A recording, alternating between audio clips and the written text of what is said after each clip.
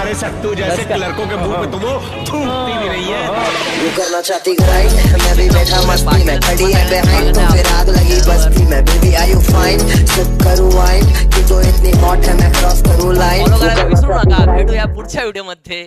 नमस्कार मित्रांनो, मी चैत्र अंभोरे पाटील आणि तुम्हा सगळ्यांचं स्वागत आहे आपल्या YouTube चॅनलवर। तर मित्रांनो, BSc ॲग्रिकल्चर ॲडमिशन प्रोसेसची डेट जी आहे तर ती पुन्हा एकदा वाढलेली आहे आणि मागच्या वेळेस सुद्धा एक्सटेन्शन जे आहे तर ते डेटला मिळालं होतं, या सुद्धा वेळेला मिळालेलं आहे। काही विद्यार्थ्यांचे अजून पण रजिस्ट्रेशन बाकी होते, तर त्यांनी आता रजिस्ट्रेशन जे आहे तर ते करून घ्यायचे आहेत। मित्रांनो, परत एक गोष्ट म्हणजे की आता पहिले तरी फॉर्म 22,000 होते, आता ते जवळपास 26,500 पर्यंत गेलेले आहेत आणि ते अजून वाढू शकतात, कारण डेट सुद्धा वाढलेली आहेत। 28 तारखेपर्यंत BSc ॲग्रिकल्चरचा फॉर्म तुम्ही आता भरू शकता।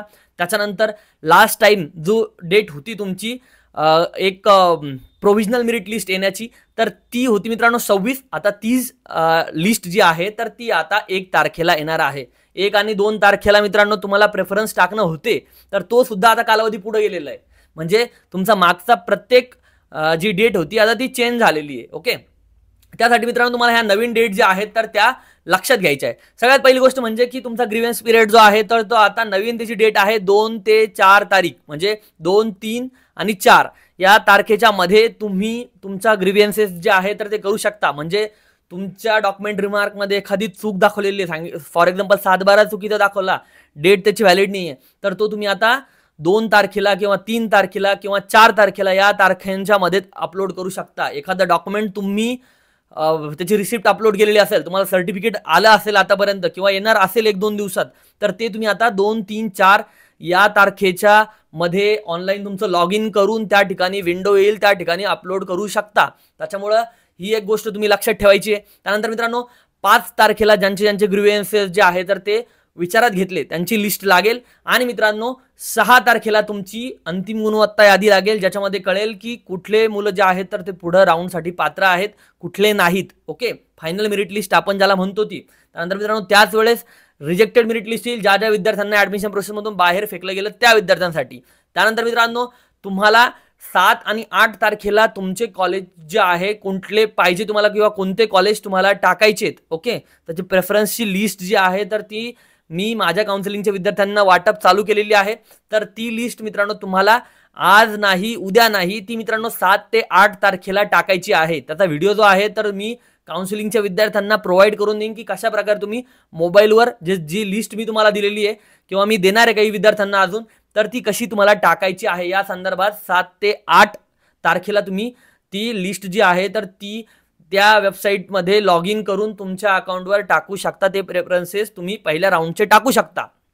मित्रांनो पहिला राऊंड जो आहे तर तो तुमचा 10 तारखेला लागणार आहे आता। ओके, आणि 10 तारखेनंतरच 11, 12 आणि 13 या तारखेला तुम्ही त्या पहिला राऊंड ज्या ठिकाणी तुमचा नंबर लागला पहिल्या राऊंडमध्ये त्या ठिकाणी जाऊन रिपोर्टिंग करू शकता।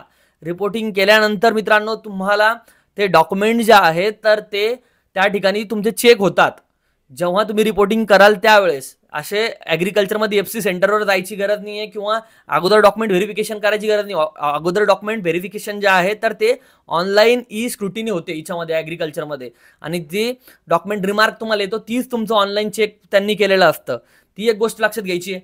अजून एक अपडेट म्हणजे जी SCBCचे विद्यार्थी आहेत त्यांना तुम्ही व्हॅलिडिटी जी आहे तर त्याच्यासाठी तुम्हाला मुदतवाढ मिळालेली आहे जवळपास 6 महिन्याच्या आत जे आहे तर ते तुम्ही तुमच्या महाविद्यालयाला जो व्हॅलिडिटी सर्टिफिकेट आहे SCBCचं ते तुम्ही देऊ शकता। हे एक्सटेन्शन जे आहे तर ते तुम्हाला त्या संदर्भात मिळालेलं आहे। मनोज जरांगे पाटील यांनी नुकताच त्या ठिकाणी आलेल्या विद्यार्थ्यांनी रडताना बघितली, ते सगळं लाडकी बहीण या योजनेमुळे सगळे प्रॉब्लेम चालू असल्यामुळे त्यांचं व्हॅलिडिटी निघत नव्हतं किंवा नुकतंच दाट पडताळणी होत नव्हती, वेळ लागत होता।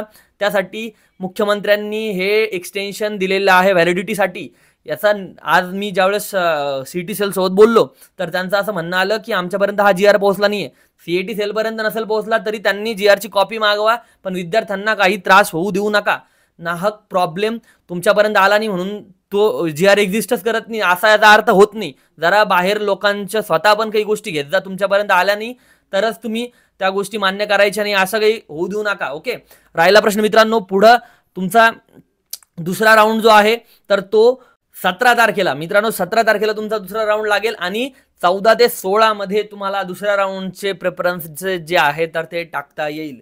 मित्रांनो, प्रेफरन्सची लिस्ट जी आहे तुम्हाला जर पाहिजे असेल तर तुम्ही माझी काउन्सिलिंग जी आहे तर ती जॉईन करू शकता. 699 फक्त फीस आहे. ती तुम्ही पे करून फोनपेवर 7038893178 या नंबरवर पे केल्यानंतर तुम्हाला मी ॲड करून घेईन आपल्या ग्रुपमध्ये आणि तुम्हाला देईल तुमच्या मार्क्स वाईज प्रेफरन्स. ते कसे टाकायचे, काय टाकायचे ते सुद्धा सांगेल. मित्रांनो, अशी होती आजची इन्फॉर्मेशन. पुढच्या ज्या डेट्स आहेत तर त्या वाटल्यास आपण याच्यावर परत एकदा व्हिडिओ करू नवीन डेटसाठी. किंवा काय होतं, आपण लास्ट टाइम पण व्हिडिओ बनवला आणि सांगितलं मी तुम्हाला या डेटसुद्धा वाढतील वगैरे वगैरे, त्या वाढल्या.